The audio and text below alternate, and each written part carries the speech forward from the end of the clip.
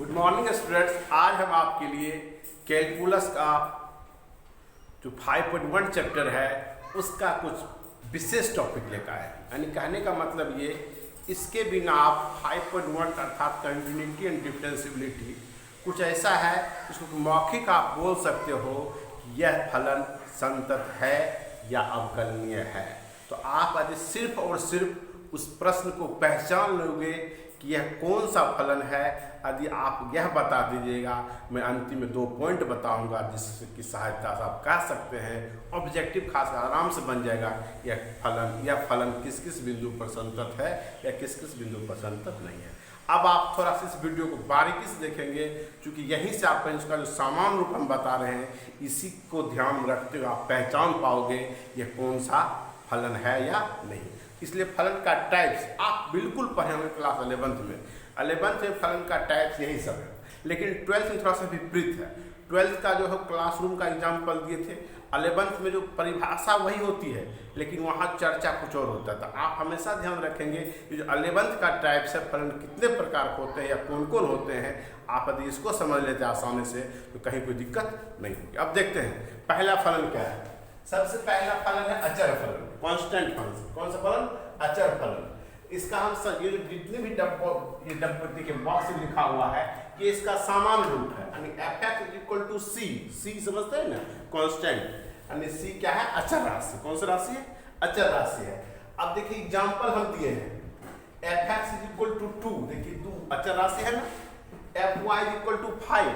यहाँ जो c के बदले दुनिया की कोई भी आप वास्तविक संख्या लिख दोगे जो भी रहेगा, जैसे यहाँ 2 लिखा है, यहाँ 5 लिखे, -5 अन्य आप भी लिख सकते हैं, वो कौन सा फलन होगा आपको पहचान, कौन सा फलन होगा? अचर फलन। क्या कहेंगे आप उसके बारे में? अचर फलन है। अब देखिए दूसरा है तत्समक। कौन सा फलन? Identity function. कौन सा फलन? Identity function. आप हमेशा याद रखेंगे, पिछले चैप्टर में आपको मैट्रिक्स पढ़ाए हैं उसमें भी तत्समक अव्यय होता था। हम आपको पहले बता चुके, कहीं कोई ऐसा चैप्टर नहीं है जिसमें टाइप्स ये नहीं आते। तत्समक रहबे करेगा, साथ में सब जाएगा फलन, अव्यय, ये सब ध्यान रखेगा। अब इसका है क्या? f(x) = x। यदि यहाँ जो चर है x, यहाँ क्या हो जाएगा? x। fy = क्या होगा? y। अब इसका सामान्य रूप से देखना है, f(x) = x, यानी जो यहाँ है वही यहाँ होगा, fy y यहाँ। इस तरह आप समझिए, ऐसे फलन आप क्या बोलेंगे? तत्समक। याद रहेगा ना, आइडेंटिटी फंक्शन। अब देखिए पॉलिनोमियल, बहुपदीय। आप क्लास 10th में पढ़े बहुपद क्या होता है, 11th में पढ़े क्या होता है, 9th में पढ़े क्या होता है। तो आप जितने भी बहुपद होता है, बहुपद के रूप में होता है, वो सबको सब आप क्या कर सकते हैं? आप बहुपदीय फलन। अब देखिए इसका सामान्य रूप लिखे, a0(x)(n), a1(x)(n-1) और डॉट डॉट डॉट लिख दिए। आप जान लीजिए निश्चित रूप से जितने भी समीकरण लिखते हैं, खास करके यदि चर पर घात क्या नहीं होनी चाहिए, जो n का मान है छोटे, यहाँ उसने लिखा, आप याद रखेंगे, सब पहचानते हो, पहले जानते हैं। यदि n और ऋणात्मक पूर्णांक होनी चाहिए, क्या होनी चाहिए? 0, 1, 2, 3, 4 ये सब होनी चाहिए, और a1, a2, a3 dot dot ये सब जो है ये सब होनी चाहिए, कोई भी वास्तविक संख्या, तब वैसे फलन आप क्या कहते हैं? Polynomial function. समझ गए? अब आप देखिए इसका एग्जांपल x² + 5। आप इसको कह सकते हो, ये तो सब द्विघात से निकल, हाँ द्विघात के साथ बहुपद है, द्विघात बहुपद पढ़े होंगे। 5x² + 5x + 6 ये भी क्या होता है? बहुपद फलन है। इसी तरह आप तीसरा भी एग्जांपल लिख सकते हैं, f(x) = 2x। ये कौन सा फलन है? बहुपदीय फलन।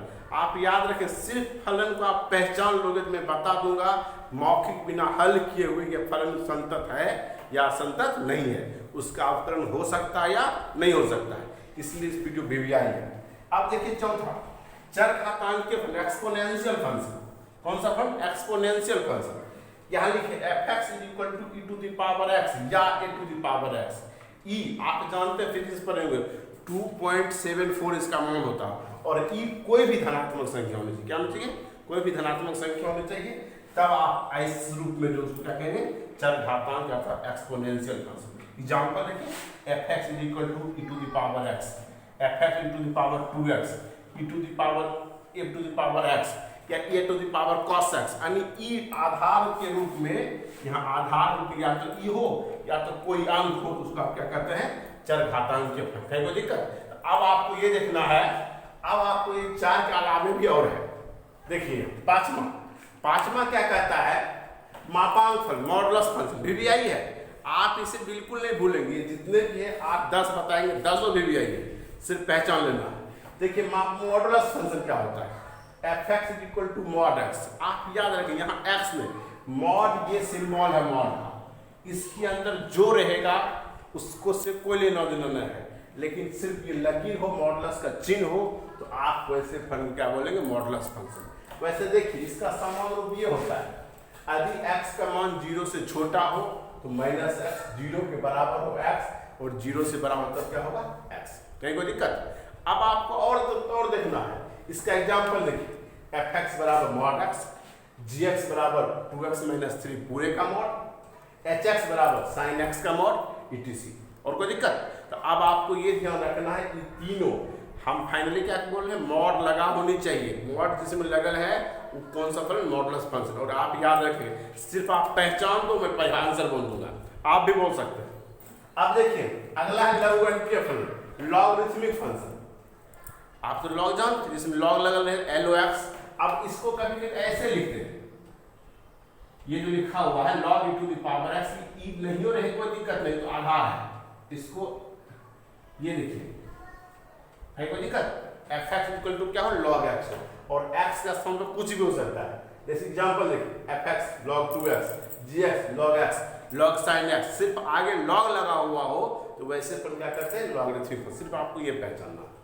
अब आप देखिए परिमेय फलन, इसी में थोड़ा सा टेंशन होता है, इसी का हल करना पड़ेगा। तो आप यार परिमेय की परिभाषा जानते हैं, ऊपर भी कोई बहुपद हो, नीचे भी कोई बहुपद हो, साथ ही साथ ये बताए थे नीचे कभी भी 0 नहीं होने चाहिए, इसलिए लिखे क्या हो 0। एग्जांपल देखिए 1/x + 5, x does not is equal to 5, यदि -5 रख देंगे तब इसका मान हो जाता है 0। इसलिए आप ध्यान रखेंगे -5 को छोड़ के कोई भी वास्तविक संख्या होगा चलेगा, हमें दौड़ेगा। gx 5x बटे x + 5/x - 3। आप देखिए x का मान 3 रखेंगे, नीचे 0 हो जाएगा, हर 0 हो जाएगा। आप याद रखेंगे 3 को छोड़ कर सब चलेगा, तभी क्या होगा gx। अब याद रखेंगे कि जो परिमेय फलन है, रेशनल फंक्शन है, आप यहाँ अंश बटे हर के रूप में हो, हर 0 नहीं होनी चाहिए, कहीं कोई दिक्कत। अब देखिए 8वां त्रिकोणमितीय फलन, ये तो कहने की बात है। fx is equal to tr, वही tr sin cos tan cot sec cosec, यानी वो लगा रहेगा fx बराबर sin x, gx बराबर cos 2x, कुछ भी छावों में से कोई हो, आप उसको क्या कहते हैं, त्रिकोणमितीय फलन, कहीं कोई दिक्कत।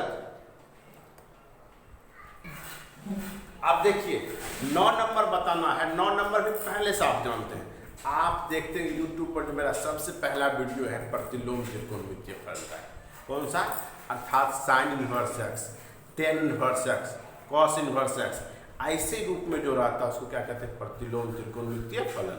अब आप वही लिखे हैं fx is equal to ITF, inverse trigonometrical function, अर्थात fx बराबर sin इनवर्स x, gx बराबर cos इनवर्स 2x।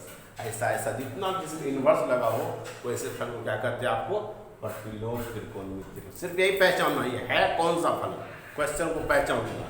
अब देखिए आप 10 नंबर, ये थोड़ा सा वीवीआई है, महत्तम पूर्णांक फलन, ग्रेटेस्ट इंटीजर फंक्शन। अब आपको ये देख रहे हैं ये होता क्या है, fx is equal to x, आप इसे बड़ी ब्रैकेट समझ रहे होंगे, हम भी समझते हैं। आप याद है कि बड़ी ब्रैकेट के साथ साथ कुछ और है, बड़ी ब्रैकेट तो एक बार ऐसे लिख देते हो, लेकिन ये ओवर राइटिंग किया हुआ, क्या करते हैं उसमें डार्क कर देते हैं, उसको 2-4 बार घास देते हैं, थोड़ा सा गाढ़ा हो गया। अब आप इसको करेंगे ग्रेटेस्ट इंटीजर ऑफ x, क्या करेंगे, ग्रेटेस्ट इंटीजर ऑफ x का महत्तम पूर्णांक फलन। अब ये कहता क्या, ई निर्भर करता है ये x पर, किस पर निर्भर करता है, x पर। यदि x हो क्या कह सकता है, देखिए जैसे आप वास्तविक संख्या की चर्चा करते हैं, तो वास्तविक संख्या 1.1 भी वास्तविक संख्या, √2 भी वास्तविक संख्या, 2 भी वास्तविक संख्या है। अब आपको ये देखना है, तो हम आपको बताए थे या तो वास्तविक होगा कोई संख्या, मान लीजिए या तो पूर्णांक बना होगा या तो अपूर्णांक होगा।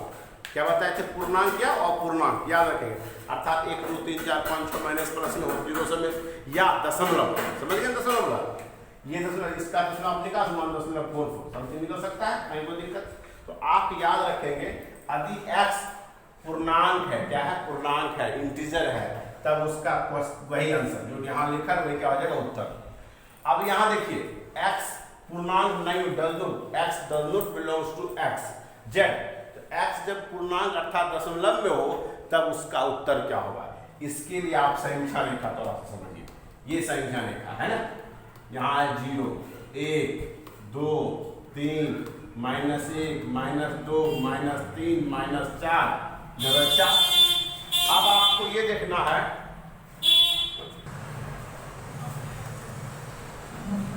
देखिए अब आपको ये देखना है कि x का मान पर निर्भर करता था, ये बताया था आपको भी कि x इंटीजर है कि नॉन इंटीजर, पूर्णांक है और पूर्णांक है। यदि पूर्णांक है तो आंसर वही, जैसे देखिए 3, आपको पहचानिए कौन संख्या 3 पूर्णांक है ना, इसका आंसर क्या आपका 3। 3.1 आप देखिए 3.1 कहाँ है, यही है, यहाँ देखिए क्या लिखे, x के ठीक पहले वाला पूर्णांक।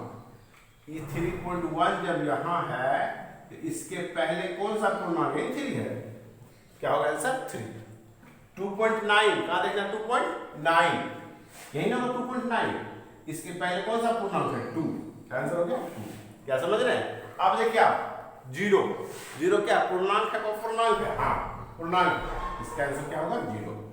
-1.1 यही समझना है, यहाँ तो आप कह सकते हैं सर पॉइंट के आगे जो अंक है प्लस में उसका आंसर वही होगा, लेकिन यहाँ आपको माइनस वाला में दिक्कत होती है, आप भी ध्यान रखेंगे। -1.1 अब देखिए -1.1 यहाँ है ना, और उसके पहले कौन सा, पहले उधर मत, इधर देखिए पहले, इधर लेफ्ट साइड क्या है -2, क्या आंसर हो गया -2।